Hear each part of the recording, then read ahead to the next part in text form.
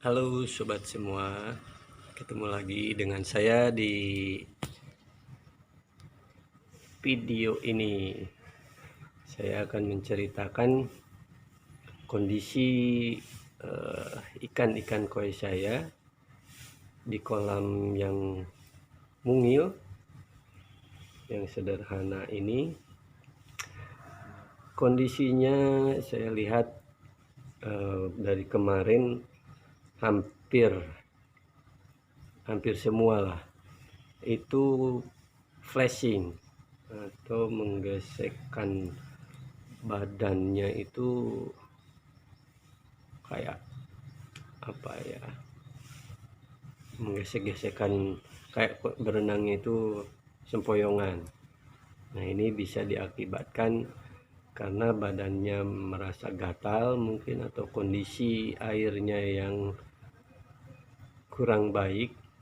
Bisa jadi pH-nya atau TDS-nya ataupun parameter-parameter yang lain tidak bagus mendukung kualitas airnya, atau bisa juga karena ada penyakit seperti jamur ataupun kutu.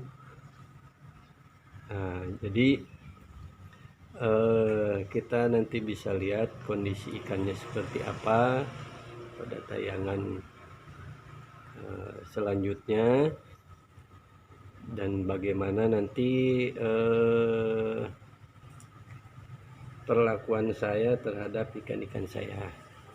Jadi berdasarkan referensi yang saya dapat melalui pencarian ataupun bertanya kepada teman yang lain, bahwa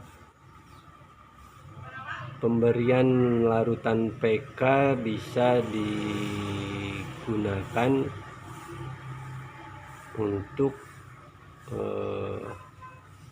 menyembuhkan ikan-ikan koi kita yang mengalami gangguan ataupun penyakit seperti flashing tersebut.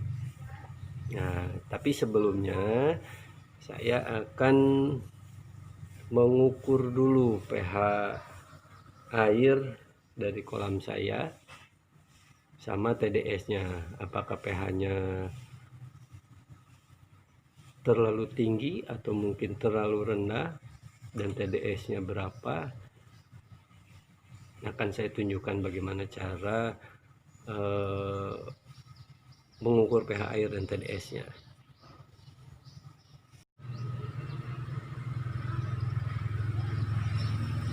Ini adalah kondisi ikan-ikan saya. Terlihat mereka pada di dasar kolam berdiam diri. Kalaupun ada yang bergerak, dia flashing atau bergeraknya seperti sempoyongan, seperti itu. Nah, ini kejadiannya mulai dari hari kemarin. Sobat semua bisa lihat ya, mereka hanya diam. Kalaupun ada yang bergerak, dia akan mengibaskan badannya lalu berjalan seperti sempoyongan.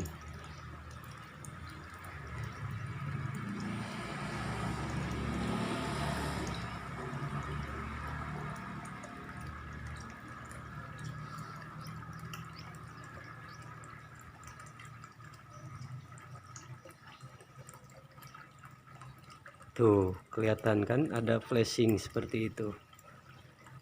Nah, begitulah kondisi ikan-ikan saya. Makanya saya akan mencoba mengatasi kondisi ikan yang flashing tersebut. Video ini cukup panjang durasinya karena saya mengulasnya secara rinci agar sobat semua bisa lebih jelas mengenai faktor-faktor yang bisa menyebabkan ikan flashing dan cara penanganannya dan lain sebagainya. Maka ikuti terus, tonton terus video ini sampai tuntas.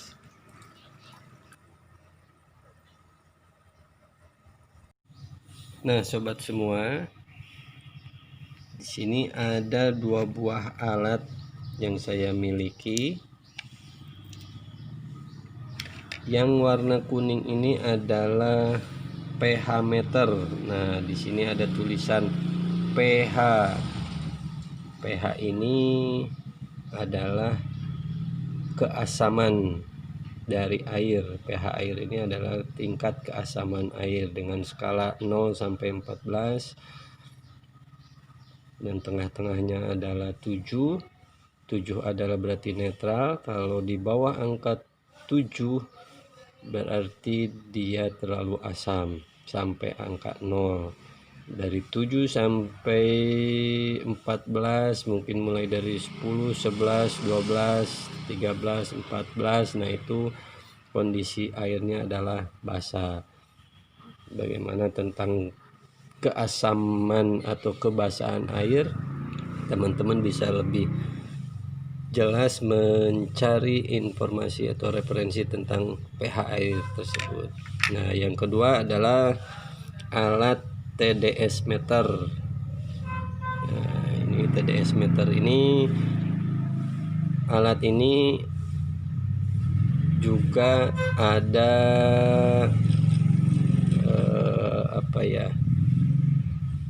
bagian untuk mengukur temperatur atau suhu air. Ya, jadi ada alat yang hanya mengukur TDS saja atau padatan terlarut dalam air. Ada juga alat yang seperti ini. Jadi selain mengukur TDS juga mengukur suhu air. Alat-alat ini bisa dibeli secara online. Sobat semua bisa tinggal mencarinya saja. Harganya pun cukup relatif terjangkau. Oke, kita akan coba mengukur pH air dan TDS-nya. Nah, alat pH meter ini kita akan menggunakannya terlebih dahulu. Caranya adalah membuka penutupnya. Nah, di dalam ujung ini ada seperti sensor untuk mengukur pH air tersebut. Dan yang kedua, di sini ada layar. Di sini nanti akan muncul angka secara digital, dan di sini adalah tombol on off-nya. Jadi kalau kita posisikan ke pinggir, nah, seperti ini, maka di layar akan muncul angka. Mungkin teman-teman semua bisa melihat tapi tidak jelas ya. Nah, ini ada menunjukkan angka digital. Nah, kita akan coba mengukur air dari kolam saya ini. Nah, kita goyang-goyangkan dulu beberapa saat agar alatnya membaca pH air. Oke, teman-teman bisa lihat angkanya 7,8.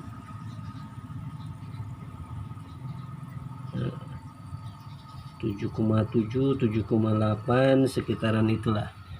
Jadi dengan angka 7,7 atau 7,8, pH airnya sebetulnya masih bagus.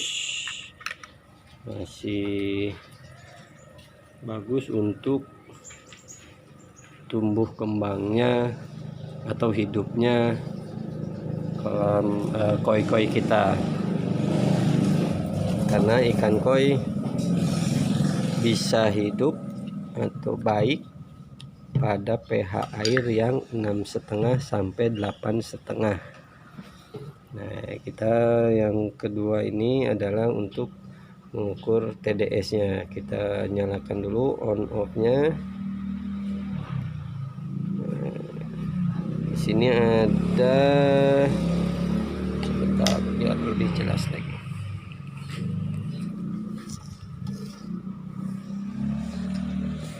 Pada menu atau mode ini yang pertama adalah muncul dengan unit ppm. Ini untuk mengukur TDS, unitnya memakai ppm. Kita pijit mode lagi.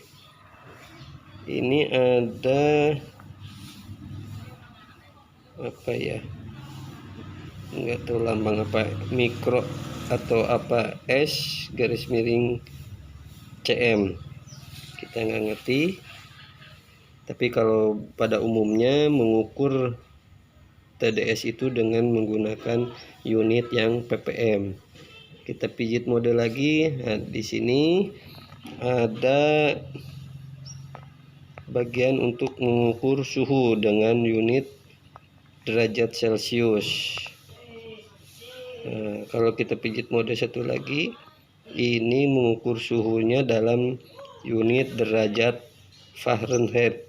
Biasanya kalau di luar negeri memakai unitnya Fahrenheit. Jadi ada dua pilihan unit di sini. Nanti kita akan ukur suhunya juga menggunakan unit yang derajat Celcius. Nah, kalau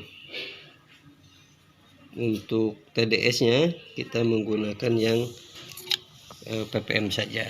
Oke, kita coba ukur berapa TDS dari kolam saya ini.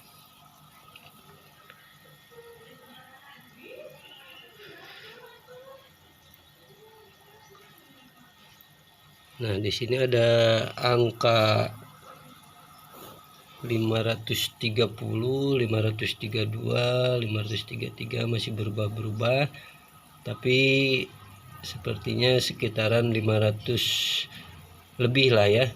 Kita pijit hold. Nah, kita lihat, kita baca angkanya adalah belum tersimpan. Kita coba lagi. Karena angkanya tadi masih berubah-berubah.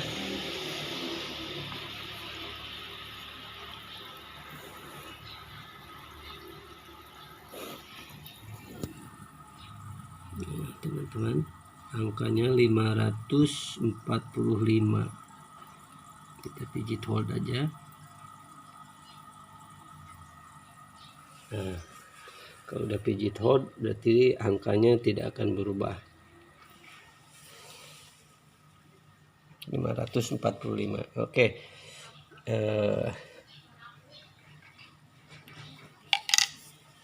Begitulah kondisi parameter airnya. Antara pH tadi adalah 7,7 atau 7,6 dan TDS-nya sekitar 540 sekian. Angka 540 sekian ini bisa dibilang terlalu tinggi untuk kualitas air kolam koi kita, karena yang bagus adalah kalau nggak salah itu di bawah ataupun sampai 200 ppm agar ikan koi kita merasa nyaman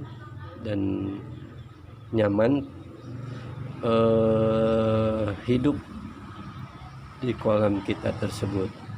Jadi menurut saya adalah TDS-nya terlalu tinggi. Ini bisa dikarenakan faktor banyaknya padatan-padatan terlalu, baik dari kotoran ikan sendiri ataupun bekas pakan dan lain sebagainya, sehingga membuat koi saya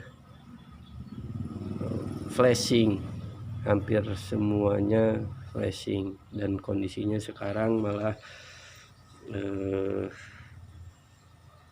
diam di dasar kolam.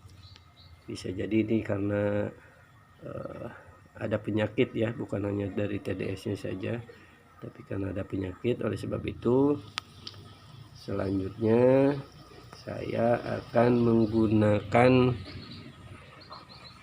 PK. Di sini ada PK yang akan saya gunakan untuk mengobati ikan-ikan koi saya yang flashing.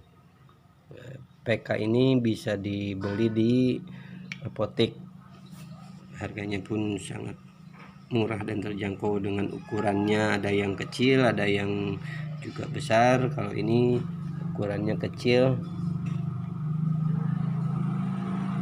ada berapa mili ini ya,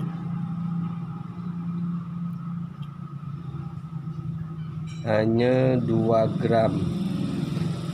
Jadi ukuran botolnya isinya hanya 2 gram.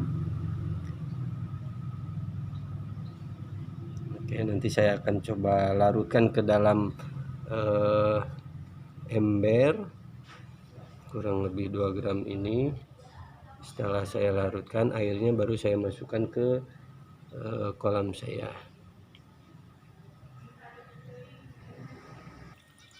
Oke teman-teman, ini PK-nya akan saya masukkan,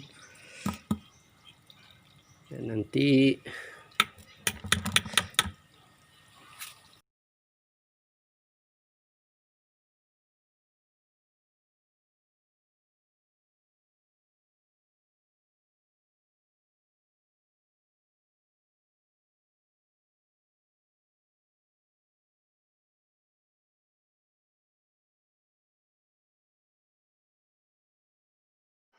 bisa kita lihat cairan PK-nya udah mulai bercampur dengan ikan saya. Kita akan tunggu sampai mungkin nanti siang, baru saya akan nyalakan sirkulasi airnya.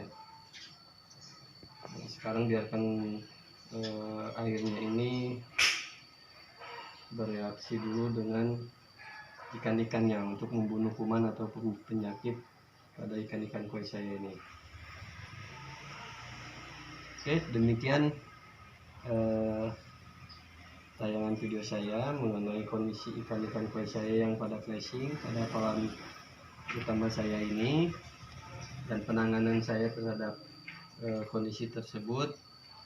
Mudah-mudahan ikan-ikan saya kembali sehat. Oke teman-teman semua, apabila kita ingin berbahagia karena koi, maka buatlah bahagia koi kita terlebih dahulu. Salam. Setelah kurang lebih 3 jam didiamkan larutan PK tersebut, maka saya buang semua airnya dan saya isi dengan air yang baru. Nah, ini adalah kondisi ikan koi saya setelah terisi air yang baru. Terlihat bergerak bebas dan tidak flashing lagi. Sobat semua bisa lihat,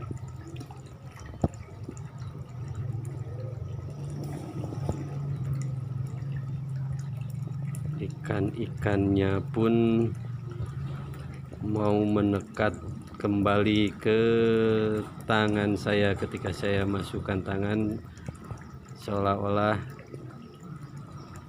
mau memberi makan, mereka langsung mendekat.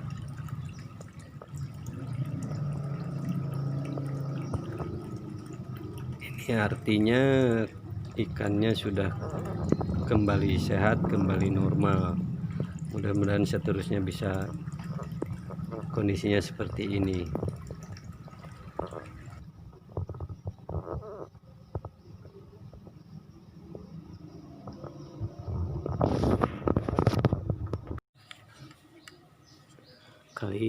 ini saya akan mengukur pH kolam saya sekarang setelah pemberian PK dan saya ganti airnya.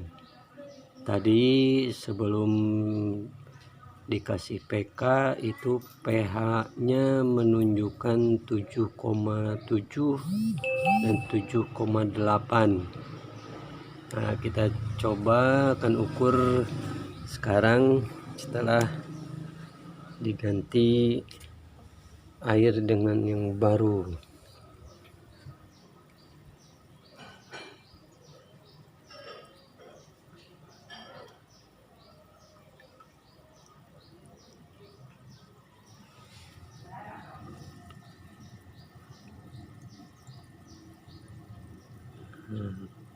pH-nya menunjukkan 7,3, 7,2, 7,1, 7,2, 7,1 lagi, jadi berubah-ubah tapi masih di sekitaran angka 7,2. Jadi kondisi pH air kolam saya ini yang bisa dibilang adalah airnya baru dari sumur bor yang sudah ditampung dulu di toren atau di tandon air. Jadi kondisi airnya bisa dibilang netral dan itu bagus untuk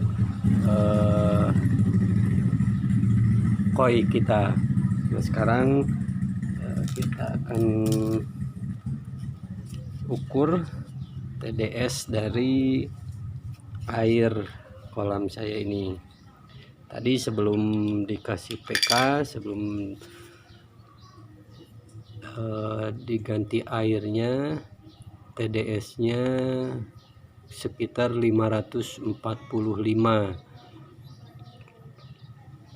Sekarang kita coba ukur berapa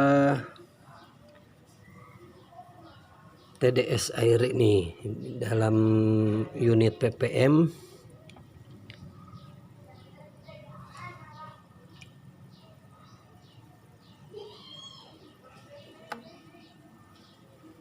Oke,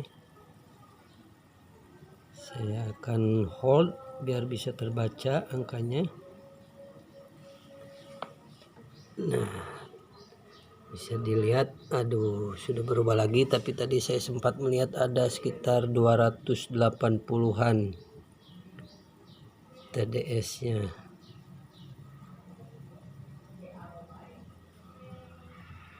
Nah, teman-teman, sobat semua, kelihatan 288 ppm. Jadi TDS ataupun padatan terlarut di dalam kolam air ini sekitar 280 sekian.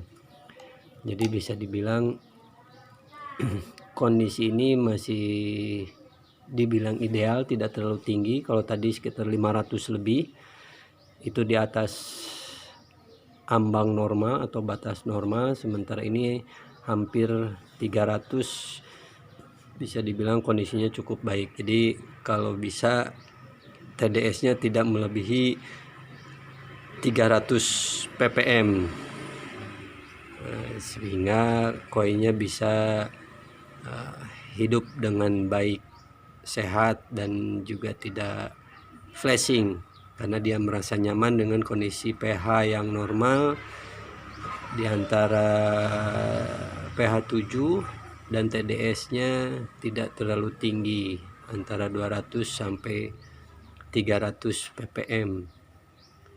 Oke, demikian pengukuran pH dan TDS dari kolam saya.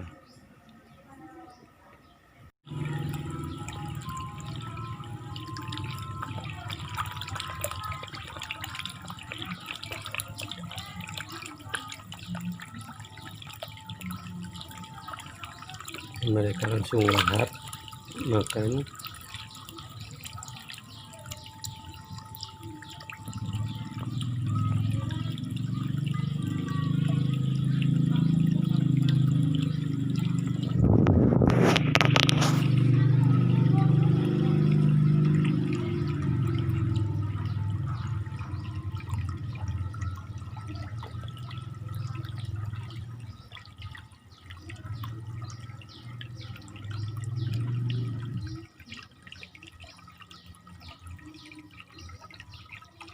Oke, demikian video saya kali ini tentang pemberian larutan PK untuk mengobati kondisi ikan yang flashing.